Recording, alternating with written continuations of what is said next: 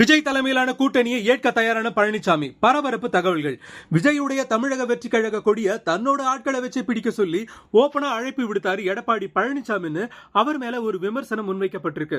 மேலும் அதிமுக தலைமையில் அமைய போற கூட்டணி வலுவான கூட்டணின்னு அவர் பேசியிருந்தாரு. அந்த வகையில தன்னோட அரசியல் என்றே வேஸ்ட் பண்ண கூடாதுன்னு நினைக்கிற விஜய் கூடிய சீக்கிரமே எடப்பாடி பழனிசாமி தலைமையிலான அதிமுக கூட்டணியில இணைவாருன்னு பேசப்பட்டு வருது.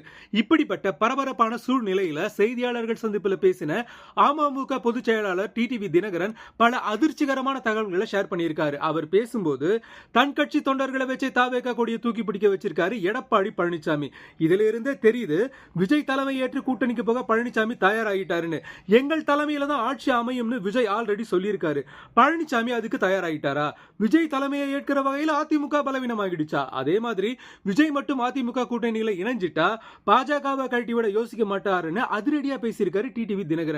இதே ஆங்கிள் தான் பாஜகவும் யோசிக்கிறாங்களாம். அதாவது விஜய் கூட கூட்டணி அமைஞ்சா அடுத்த செகண்ட் அதிமுகவை கழட்டி விட அவங்களும் ரெடி ஆகிட்டதா அரசியல் வட்டாரத்தில் முணுமுணுக்கப்படுது.